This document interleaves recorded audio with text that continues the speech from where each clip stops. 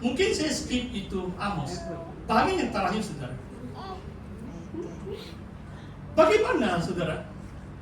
Tadi saya katakan persidangan agung kita sekali dalam 3 tahun ada pembubaran dan pemilihan. Bagi saya itu amat kritikal kita memilih pemimpin yang tepat. Pemimpin seperti Daud sesuai dengan firman Tuhan. Bagaimana kita dapat memilih? Ada 3 firman Tuhan secara ringkas saja. Dalam Lukas 6, saudara, saya baca ayat 12. 12 rasul-rasul itu adalah 12 pemimpin utama, pertama, gereja awal. Bagaimana Tuhan Yesus memilih mereka? Lukas 6 ayat 12, pada waktu itu pergilah Yesus ke bukit untuk berdoa, dan semalaman ia berdoa kepada Tuhan. Semalam-malaman, malam suntuk, ia berdoa kepada Tuhan. Ketika hari siang, ia memanggil murid-muridnya kepadanya, lalu memilih dari antara mereka 12 orang yang disebutnya rasul. Kadang-kadang kita pikir Yesus hanya 12 murid saja ikut Yesus mana-mana. Tidak, saudara. 1 Korintus 15, Paulus katakan ada 500 saksi yang masih hidup. Yesus mungkin rombongannya kadang-kadang boleh sampai 200-300 orang menyertai Yesus. Kadang-kadang dia pergi satu tempat, bukan 12 orang saja itu, mungkin 200-300 orang menyertai, mengikuti Yesus. Tetapi kata firman Tuhan di sini, setelah doa semalam-malaman, di kalangan pengikutnya yang mungkin 200-300 orang, dia pilih di antara mereka 12. Tuhan Yesus berdoa semalam suntuk, baru dia pilih. Dalam 7 kali saya jalan, kadang-kadang waktu tengah hari, makan atau malam, saya dengarlah cerita begini. Pastor, pencaturan perwakilan ini begini baik. Nggak tahu kamu paham maksud saya. Maksudnya perwakilan SID lah ini. Mereka yang layak mengundi. 41 kawasan, 3 orang perwakilan, pemimpin kawasan. Bersama 17 ahli majelis umum, 4 ahli majelis eksekutif. Dalam gereja kita, mereka lah yang layak mengundi. Jadi kadang-kadang saya dengar cerita begini. Pencaturan perwakilan adalah sekian. Tidak salah kan, kalau ini musim politik pasti selepas ini kamu pergi kedai kopi, mungkin saya harap kamu jangan lupa khotbah pastor teruslah. Nanti kamu cerita politik. Biasalah itu, saya pun cerita politik juga kadang-kadang. Itu tidak salah, tugas kita tahu, 5 tahun baru sekali tahu. Kita perlu pilih dengan baik, saudara. Tapi kadang-kadang itu bahaya kalau pencaturan manusia semata-mata. Tidak diistiharkan doa semalam suntuk pun. Kenapa pilihan raya negeri ada doa 7 hari? Tapi persidangan pemilihan pemimpin gereja tidak ada pun. Panggilan berdoa. Dengar ini baik-baik, saudara. Kadang-kadang kita salah priority. Tidak salah. Saya doakan juga pilihan raya negeri itu. Tapi setiap hari saya berdoa untuk seluruh pengundi di negeri Sabah. Tapi Yesus berdoa semalam suntuk sebelum dia pilih 12 pemimpinnya utama, saudara. Saudara, sebab pastor bicara tentang Daud. Ayat ini mungkin saya tidak pernah share. Mazmur 89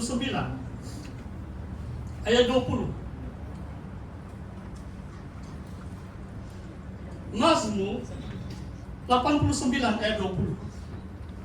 Pernah engkau, maksudnya Tuhan, bicara dalam penglihatan kepada orang-orang yang dikasihinya, katamu, telah kutaruh mahkota di atas kepala seorang pahlawan, telah kutinggikan seorang pilihan dari antara bangsa itu. Aku telah mendapat Daud hambaku, aku telah mengurapinya dengan minyakku yang kudus. Bagaimana penetua-penetua, pemimpin-pemimpin suku-suku Israel tahu Tuhan pilih mengangkat Daud sebagai raja mereka. Bagaimana? Di sini mengatakan Tuhan bicara dalam penglihatan kepada orang-orang yang dikasihinya. Jadi berdoa saudara seperti ini. Berdoa kepada 100 lebih perwakilan SID Sabah, supaya Tuhan melalui penglihatan menyatakan oleh roh siapa yang harus menjadi pemimpin di kalangan kita. Sebab di sini mengatakan Tuhan yang berbicara. Kalau pencaturan manusia cerita-cerita saja, belum pasti tahu akan kehendak Tuhan. Aku mendapat Daud hamba, aku telah mengurapinya dengan minyakku yang kudus. Saudara, ayat yang terakhir dalam Kisah Rasul bab yang pertama. Kadang-kadang orang pikir perkara besar pertama dalam Kisah Rasul pencurahan roh. Sebenarnya itu tidak.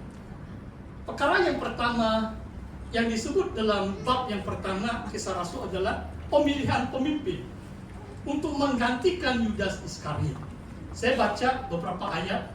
Dalam ayat 14, Kisah Rasul bab 1 ayat 14, mereka semua bertekun dengan sehati dalam doa bersama-sama dengan beberapa perempuan serta Maria ibu Yesus. Maria ibu Yesus turut bersama 120 orang yang berkumpul di rumah di atas dekat di sebelah bait suci.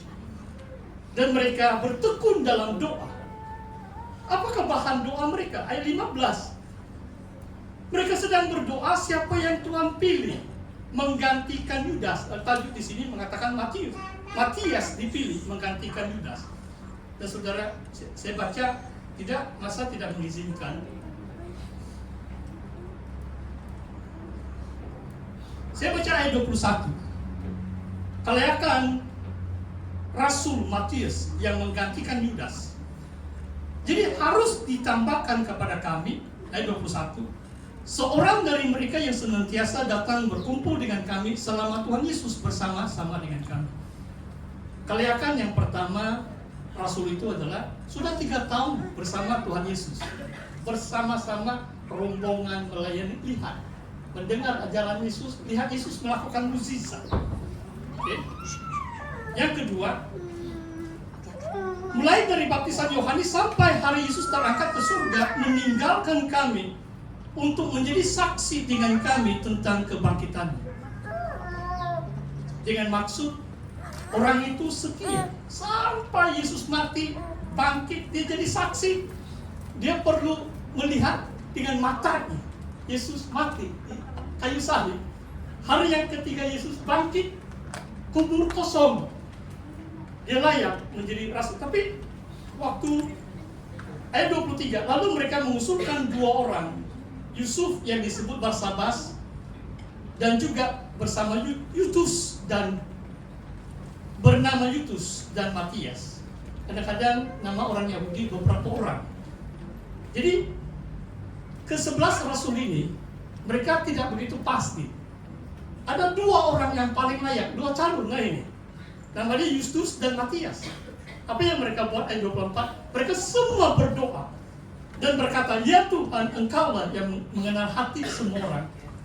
Tunjukkanlah kiranya siapa yang Engkau pilih dari kedua orang ini untuk menerima jabatan pelayanan, yaitu kerasulan yang ditinggalkan Yudas yang telah jatuh ke tempat yang wajar baginya.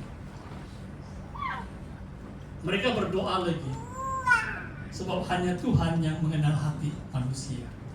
Jadi saudara, kesimpulan dari firman Tuhan hari ini adalah yang bertemakan harapan pemulihan gereja pada akhir zaman. Sangat bergantung dengan pimpinan yang kita angkat di kalangan kita, yang dapat melakukan seperti yang kita lihat dalam firman Tuhan.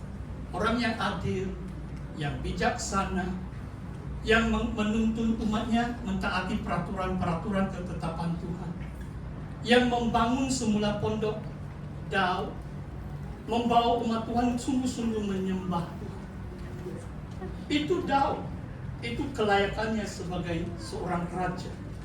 Dan seperti yang saya katakan di sini, dalam Kisah Rasul 13 ayat 22, setelah ke semua riwayat Daud, Allah sendiri yang bersaksi. Ini perkataan Tuhan. Dia mengatakan seperti ini. Andra kakating kardiam hos oise pantata felis mata. Itu bahasa Yunani. Dalam bahasa Inggris, a man after my heart, who will do all my will. Ini tentang Daud. Seorang lelaki yang menuruti hatiku, according to my heart. Hati Tuhan, luar biasa. Tuhan yang bersaksi. Dia yang melakukan segala kehendakku, kata Tuhan. Saudara, seorang pemimpin adalah seorang yang menuruti hati Tuhan. Dia sangat mengasihi Tuhan. Bahkan Tuhan sendiri yang bersaksi, Daudlah yang menuruti hatiku, a man after my heart. Dan dia melakukan segala kehendak. Memang kita tahu riwayat Daud. Dia pernah jatuh dalam dosa, Tuhan mengampuni dia. Tetapi seluruh hidupnya, Tuhan katakan, He does all my will, melakukan segala kehendak. Saudara, saya percaya sama ada saudara dan saudari dipanggil sebagai pemimpin, sama ada pemimpin atasan atau gereja lokal atau dimanapun saudara berada.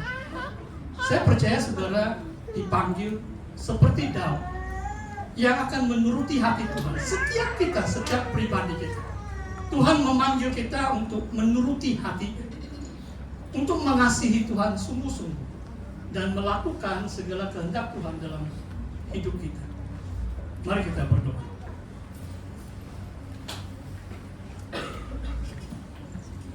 Haleluya Tuhan.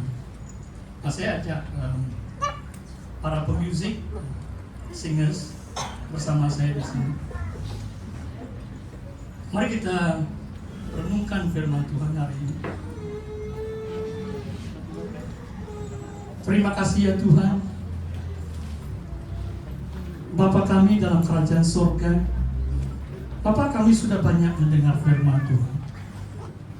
Kami berdoa ya Tuhan, harapan kami untuk gereja-Mu dipulihkan pada akhir zaman menjadi kenyataan ya Tuhan. Karena Engkau angkat di